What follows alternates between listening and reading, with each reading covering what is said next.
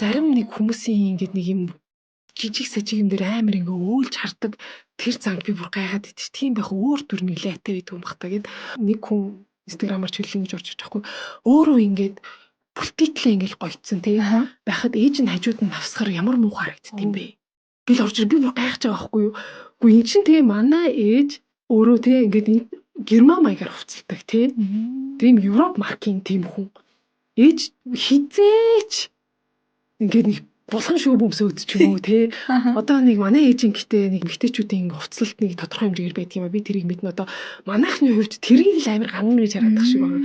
ганган гэдэг зүйл чинь хүн болгоны хувьд бас өөр гэдгийг манайхан бас жоохон ойлгох хэрэгтэй санагдаад байгаа байхгүй одоо зарим хүмүүс шүү дээ те ингээд нэг цоошин конверс чинь тэр хүний хувьд ганган бохгүй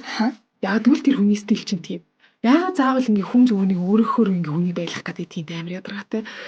тэгвэл чи манай ээж чинь тэр үед чинь бас бас шинээр авсан тишэртээ өмссөн тий шинээр авсан нэг юм илхэн цүнхөө үрцэн өөрөө одоо ганган л явж исэн бохгүй юу яриад байгаа тий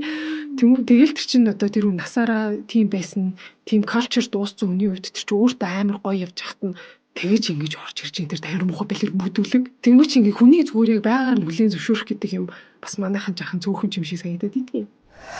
Зориг дутагдах мөчүүд хин нэгний түүхэл чамайг түшдэг. Subscribe хийгээд лавг гараг бүр хамтдаа шин түүх сонсцгоо.